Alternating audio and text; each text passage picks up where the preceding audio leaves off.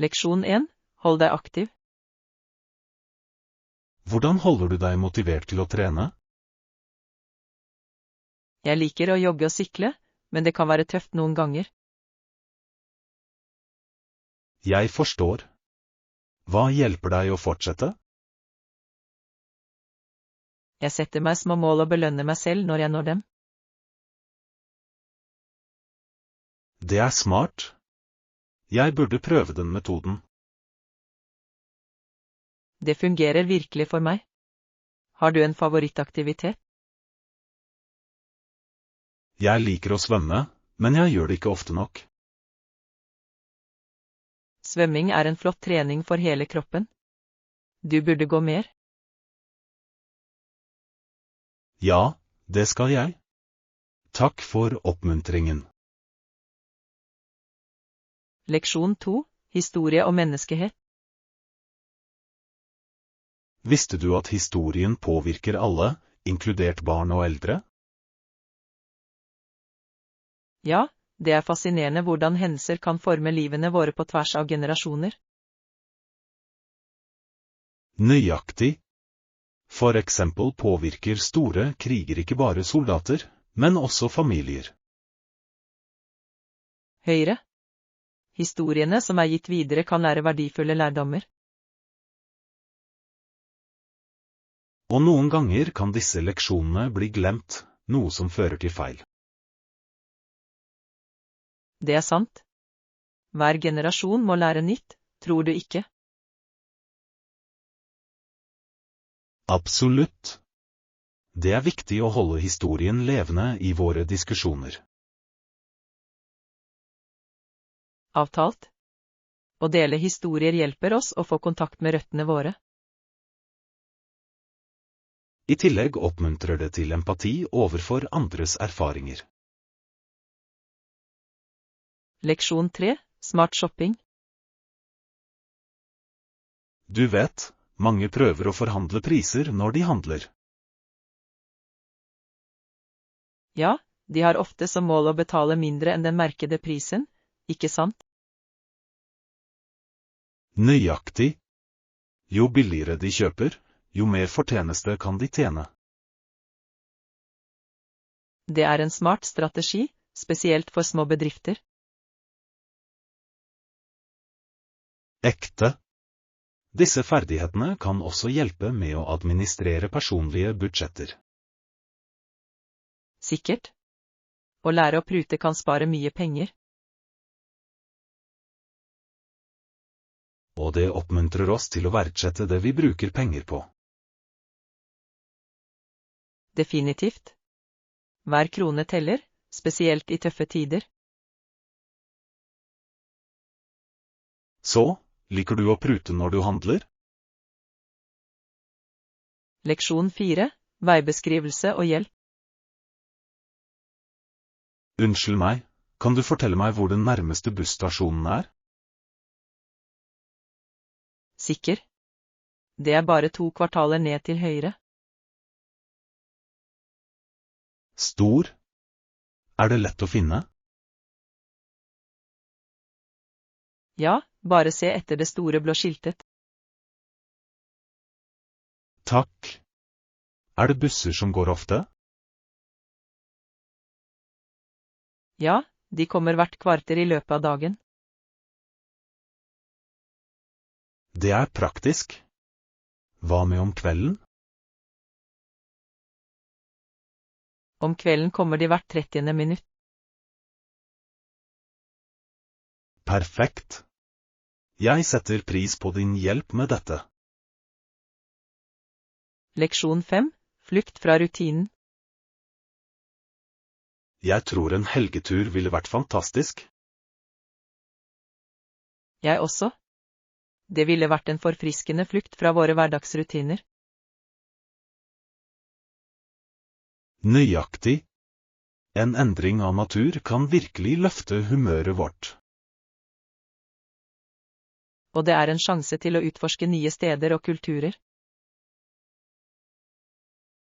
Ja. Dessuten er det alltid spennende å prøve forskjellige matvarer. Absolutt. Hvilken destinasjon har du i tankene? Jeg tenkte på fjellene eller en strand.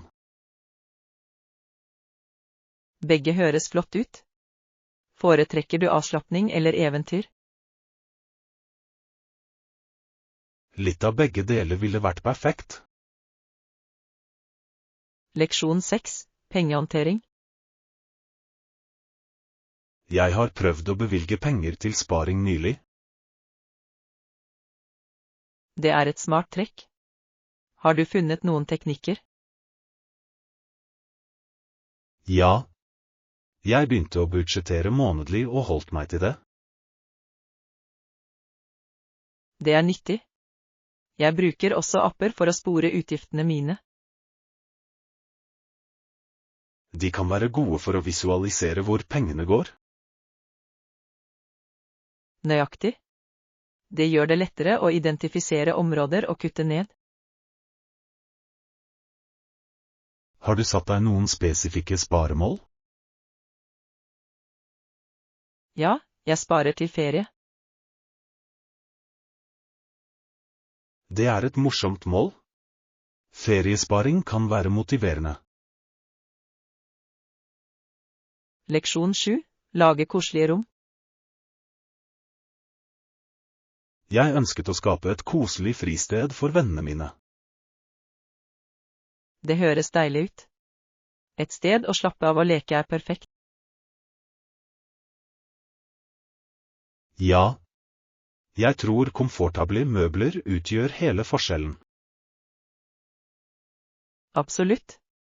Myke puter og varm belysning er avgjørende. Og kanskje noen spill for underholdning? Definitivt. Brettspill kan bringe alle sammen.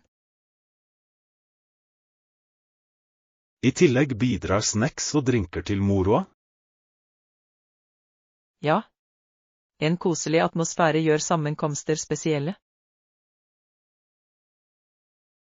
Jeg gleder meg til å arrangere min første sammenkomst. Leksjon 8. Musikalske vibber. Jeg elsker hvordan ståltrommer produserer så behagelige lyder. Det gjør de virkelig. De gir en gledelig stemning til enhver sammenkomst. Ja. Og de minner meg om tropiske steder. Sikkert. Det er også mange mindre instrumenter som låter bra. Som maracas eller tamburiner. Nøyaktig. De kan legge til rytme til musikken. Musikk bringer virkelig mennesker sammen, ikke sant?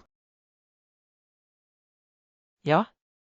Det skaper fellesskap og glede. Jeg tror vi bør delta på et levende musikkarrangement snart. Leksjon 9. Offentlig transport pålitelighet. Greit. Hva med busser? Er de et pålitelig alternativ for å komme seg rundt? Ja, de kjører vanligvis i tide, spesielt i rushtiden. Det er godt å vite. Har de en fast timeplan? Ja, de fleste bussruter har en rutetabell du kan sjekke. Kjempebra. Hva om jeg savner en buss? Ingen grunn til bekymring. De kommer ofte, så en annen kommer snart. Høres praktisk ut. Hva med sene timer? Sene nattbusser er sjeldnere, men fortsatt tilgjengelige. Det er betryggende. Takk for informasjonen. Leksjon 10. Prosjekttidslinjer. Vi håper å fullføre prosjektet innen 3 måneder. 3 måneder høres fornuftig ut. La oss sette noen milepæler. God idé. Å bryte det ned vil gjøre det håndterbart. Ja. Vi kan følge fremgangen vår hver uke. Og hold hverandre ansvarlige for å holde seg på sporet. Nøyaktig. Kommunikasjon er nøkkelen i teamarbeid. La oss også planlegge regelmessige innsjekkinger for å diskutere eventuelle problemer. Absolutt. På den måten kan vi løse problemer tidlig. Jeg gleder meg til å komme i gang med dette sammen. Leksjon 11. Birefleksjoner. Hva gjør vi med hovedstaden vår nå? Det er trist å tenke på endringene siden bombingen under krigen. Ja, så mye gikk tapt, og gjenoppbygging tar tid. Hva har vi gjort for å gjenopprette den siden den gang?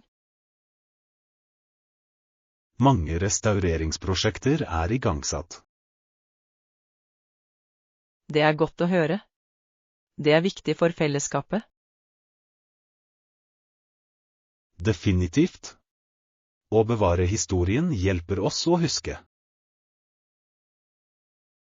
I tillegg kan det bringe turister tilbake til byen. Nøyaktig. Å revitalisere området kan øke økonomien. Leksjon 12.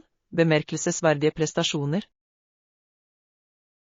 I september 1954 tilbød noen kanadiske forretningsmenn en veteranmester en utfordring. Virkelig? Hva handlet utfordringen om? De ville at hun skulle svømme over den engelske kanal. Det er imponerende. Tok hun utfordringen? Ja, det gjorde hun. Det var en stor avtale på den tiden. Wow. Det må ha vært et historisk øyeblikk for kvinner i idretten. Absolutt.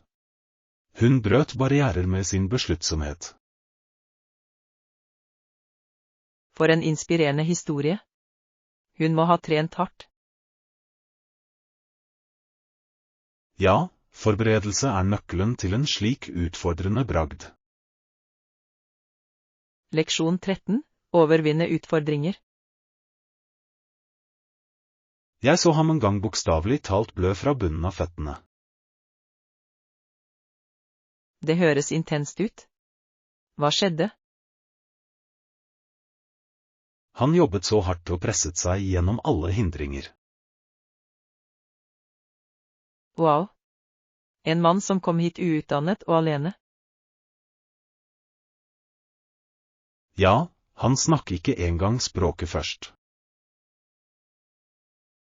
Det er utrolig. Hans besluttsomhet er inspirerende. Det viser hvordan motstandskraft kan føre til suksess. Absolutt. Alle har sine egne kamper. Og å overvinne dem kan føre til store prestasjoner. Leksjon 14. Dele oppskrifter. Kan du dele oppskriften med meg? Selvfølgelig. Jeg vil gjerne dele den. Det er ganske enkelt. Det er flott. Jeg vil gjerne prøve det denne helgen. Du vil nyte det? Det er en familiefavoritt. Jeg gleder meg til å smake den. Hvilke ingredienser trenger jeg? Du trenger noen friske grønnsaker og krydder. Høres deilig ut. Hvor lang tid tar det å lage? Omtrent 30 minutter. Perfekt for et raskt måltid. Jeg setter pris på det. Å lage mat sammen høres også gøy ut. Leksjon 15. Motetips. Hvis du har en timeglassfigur, vil en tilpasset kjole se bra ut. Virkelig? Det høres smigrende ut. Ja. Det fremhever kurvene dine vakkert. Jeg har alltid hatt lyst til å prøve den stilen. Det burde du.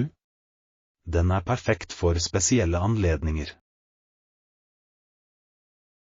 Hvilken farge tror du vil passe meg?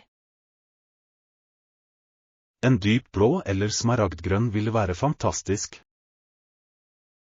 Jeg elsker de fargene. Jeg vil definitivt vurdere det. Tilbehør kan også forbedre utseendet. Leksjon 16. Kontrakter og avtaler. Vi må diskutere betalingsbetingelser og eventuelle bøter. Ja, det er viktig å sikre at begge parter er tydelige. Absolutt. Klare avtaler hindrer misforståelser. Hvilke vilkår mener du vi bør inkludere? Vi bør skissere tidsfrister og betalingsplaner. Det gir mening. Åpenhet er nøkkelen i kontrakter. Og vi bør også spesifisere hva som skjer hvis det er en forsinkelse. Nøyaktig. Å ha disse vilkårene beskytter begge sider. La oss utarbeide et dokument som vi skal gjennomgå sammen. Leksjon 17. Markedsdynamikk. Hørte du om sammenbruddet i aksjemarkedene? Ja, det påvirket økonomier over hele verden, spesielt Wall Street. Raset utløste mye panikk blant investorene. Det er sprøtt hvor raskt ting kan endre seg i markedet. Definitivt. Økonomisk stabilitet er så skjør. Og det påvirker vanlige mennesker, ikke bare investorer.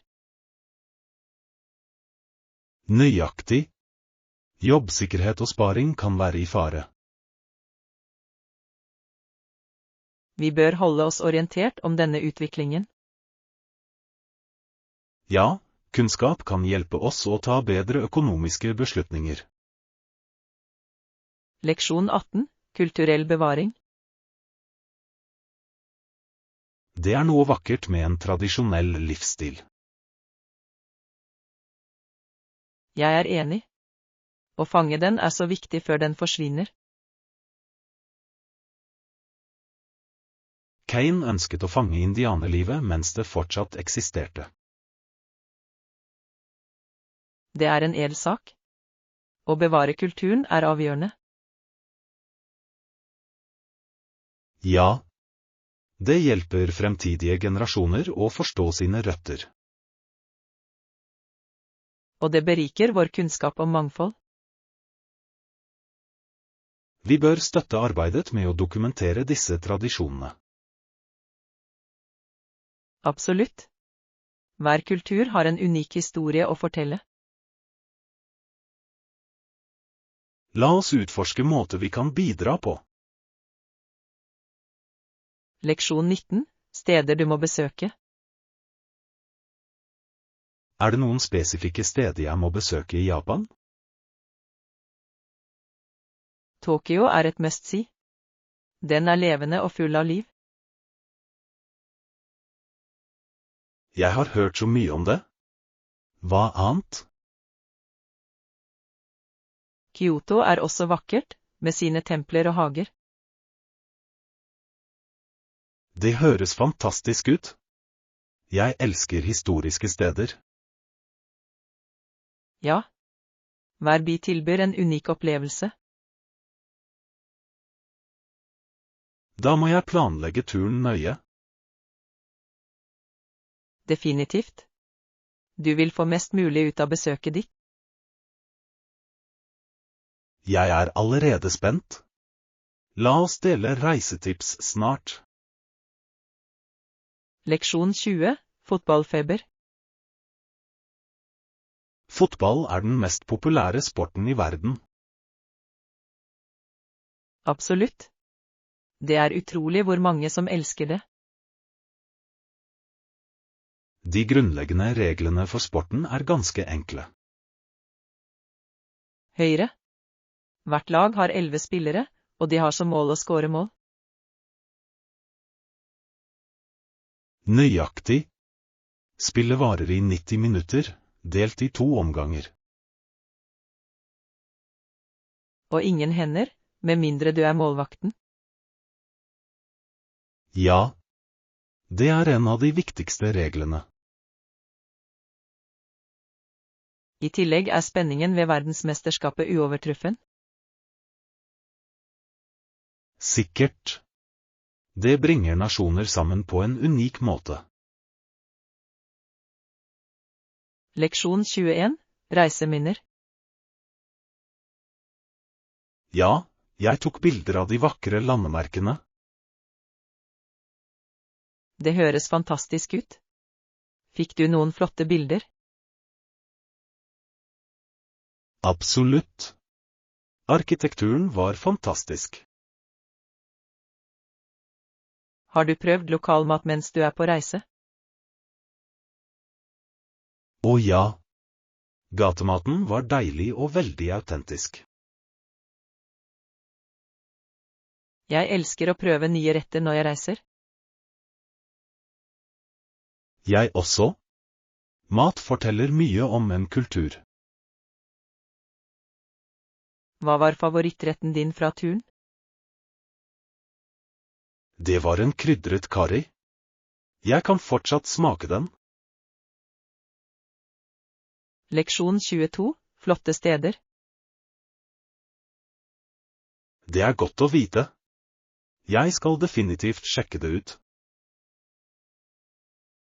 Det burde du. Det er et flott sted å handle. Jeg elsker å finne unike ting når jeg reiser. Dette stedet har en blanding av lokalt håndverk og moderne design. Perfekt. Jeg kan ikke vente med å utforske. Og stemningen er virkelig levende. Høres ut som en morsom opplevelse. Du vil nyte det? Fortell meg hva du synes. Jeg vil. Jeg gleder meg til å dra dit. Leksjon 23, minnedag. I dag er det minnedag. Ja. Vi feirer soldater som kjempet for vår frihet. Alle bærer en valmue som et symbol på minnet. Det er en vakker tradisjon å hedre deres offer. Jeg bruker alltid et øyeblikk på å reflektere over deres tapperhet. Jeg også. Det er viktig å huske bidragene deres. Vi bør lære den yngre generasjonen om denne dagen. Absolutt. Historien hjelper oss å sette pris på vår nåtid. La oss delta på en lokal seremoni sammen. Leksjon 24, italienske eventyr. Har du besøkt byer i Italia? Ja. Roma, Firenze og Venezia er så populære. De har hver en unik sjarm og historie. Jeg elsker kunsten og arkitekturen i Firenze. Og Venezia er så romantisk med sine kanaler. Ja. Du kan lett gå deg vill når du utforsker disse gatene. Roma har Colosseum, som er fantastisk. Jeg kan ikke vente med å gå tilbake. Italia er fullt av overraskelser. La oss planlegge en tur dit en dag. Leksjon 25. Grunnleggende budsjettering. Budsjettering er viktig når du planlegger en reise. Absolutt. Hvor mye penger bør vi ta med? Det avhenger av destinasjonen og våre aktiviteter. Høyre. Vi bør også vurdere mat og transportkostnader. Ja. Jeg pleier å sette av ekstra til nødstilfeller. Det er smart. Det er bedre å være forberedt. Jeg skal lage en budsjettplan for turen vår. Flott idé. Det vil holde oss på sporet økonomisk. La oss vurdere det sammen før vi drar. Leksjon 26. Aviatorspirit. En ekte flyger vil ikke bare se ut av vinduene på flyet sitt. Hva mener du med det? Han vil alltid være til stede blant sine medreisende. Det er et fantastisk perspektiv. Fellesskapssaker. Ja. Piloter kan skape en følelse av kameratskap på himmelen. Det er fint å tenke på dem som mer enn bare piloter. Nøyaktig. De er ledende i luften og sørger for sikkerhet.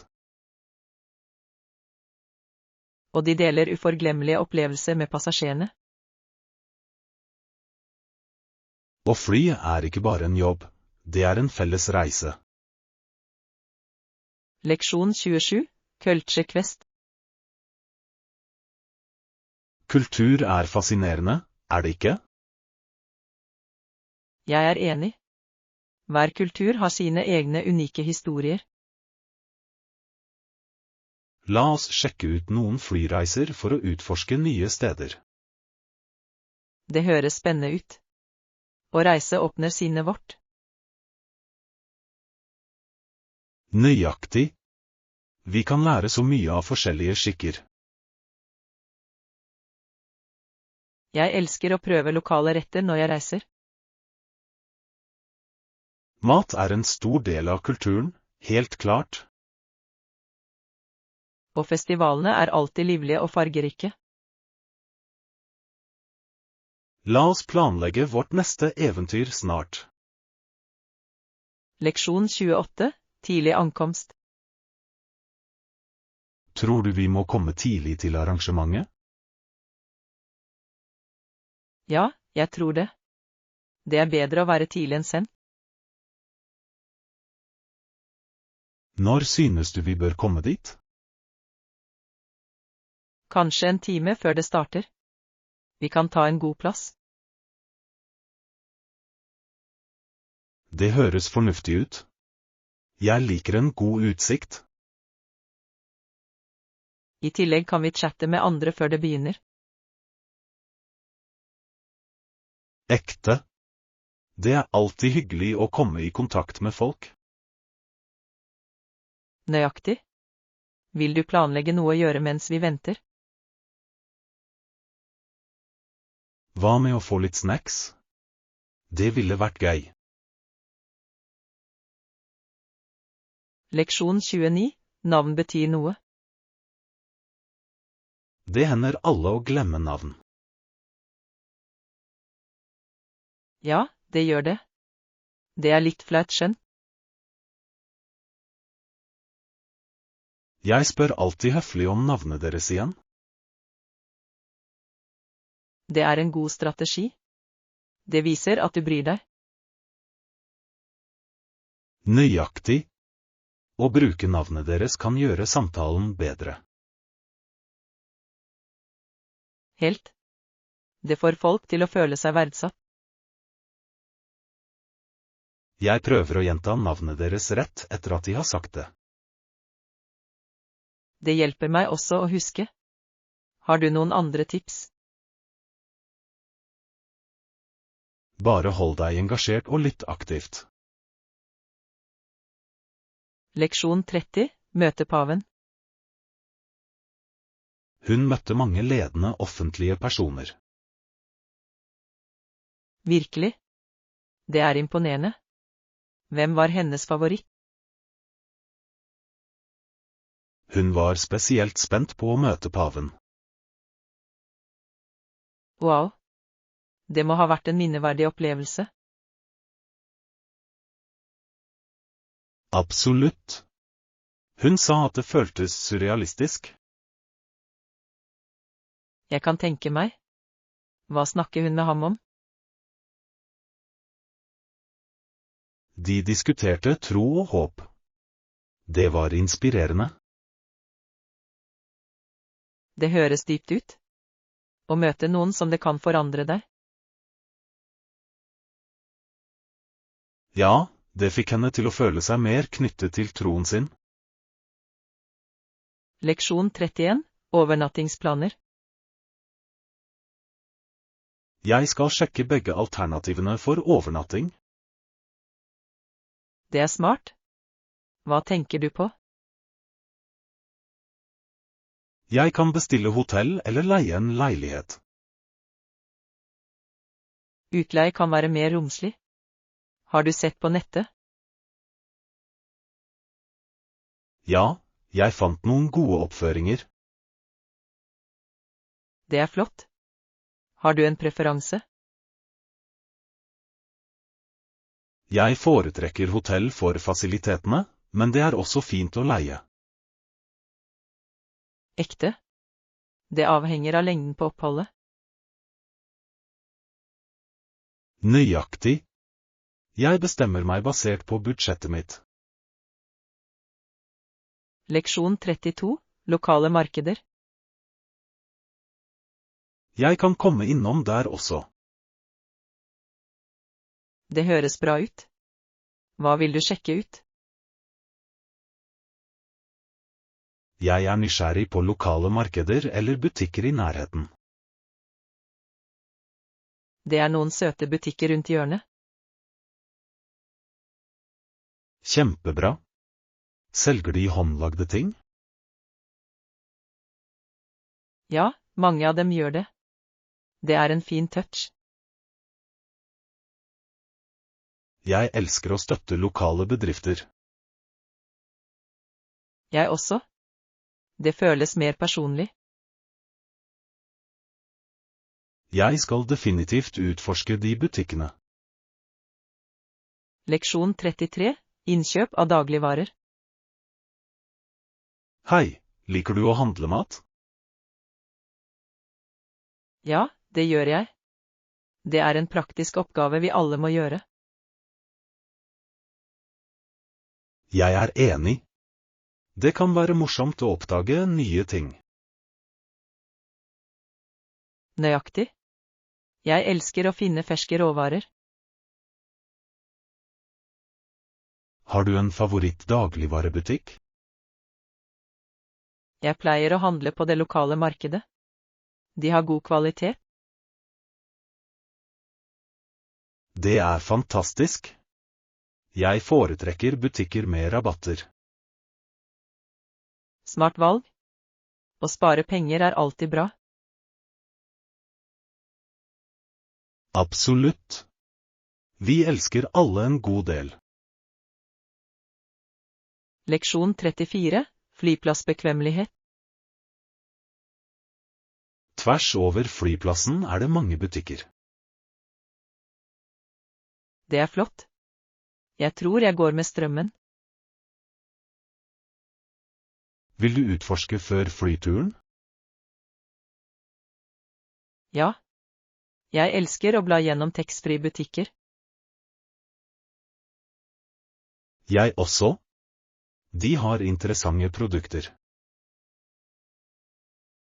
Nøyaktig. Jeg finner ofte unike suvenirer der. Jeg ser alltid etter lokale snacks å ta med hjem. Det er en god idé. Det er en velsmakende påminnelse om turen din. Jeg gleder meg til å utforske flyplassen. Leksjon 35, bekvemmelighet ved kassen. Skjønner det? Er det en kassa i nærheten? Ja, det er flere kasser i butikken. Det er praktisk. Jeg liker ikke å vente for lenge. Samme her. Jeg foretrekker raske utsjekkinger. Bruker du selvutsjekking ofte? Av og til, spesielt når jeg har fått ting. Det er en god idé. Det sparer tid. Nøyaktig. I tillegg er det noen ganger raskere enn å stå i kø. Jeg skal ha det i bakhodet for mitt neste besøk. Leksjon 36, åpen for destinasjoner. Jeg er åpen for alle destinasjoner så lenge det er trygt og kulturelt rikt. Jeg føler det på samme måte. Kulturopplevelser er viktige. Nøyaktig. Å lære om ulike kulturer er fascinerende. Ja, det utvider perspektivene våre. Hva er et reisemål på ønskelisten din? Jeg vil gjerne besøke Japan for sin unike kultur. Det er et fantastisk valg. Jeg vil se Italia. Italia er fantastisk. Historien og maten er utrolig. La oss planlegge en tur som kombinerer våre interesser. Leksjon 37, shoppingfunn. Og fint. Jeg har ikke hatt sjansen enda. Hva kjøpte du? Jeg fant et vakkert skjerf og noen søte sko. Det høres flott ut. Hvor fant du dem? På det lokale markedet. De har unike gjenstander. Jeg elsker markeder. De har alltid interessante ting. Ja. Det er morsomt å utforske og oppdage nye stiler. Jeg burde sjekke det ut neste gang. Definitivt. Du kan finne noe spesielt. Jeg er spent på å se hva de har. Leksjon 38, energiøkning. Definitivt. Det gir meg et utbrudd av energi og hjelper meg å holde fokus. Jeg føler det samme. Jeg elsker morgenkaffen min av den grunn. Ja, kaffe er en flott pikke med UP. Hva pleier du å ha til kaffen? Jeg liker et bakverk eller litt toast. Hva med deg? Jeg nyter en muffins eller litt frukt med min. Det høres deilig ut. En perfekt start på dagen. Absolutt. Frokost er mitt favorittmåltid. Samme her. Det setter tonen for hele dagen. Leksjon 39, TV-plassering. Hva med TV-en? Jeg synes den skal stå på veggen overfor sofaen. Det gir mening. Det ville være lett å se derfra. Ja. Dessuten sparer det plass i rommet. Jeg er enig. Har du tenkt på størrelsen på TV-en? Jeg har. En middels størrelse ville passe perfekt. Det høres bra ut. Det vil ikke overvelde rommet. Nøyaktig. Vi ønsker at det skal være koselig og behagelig.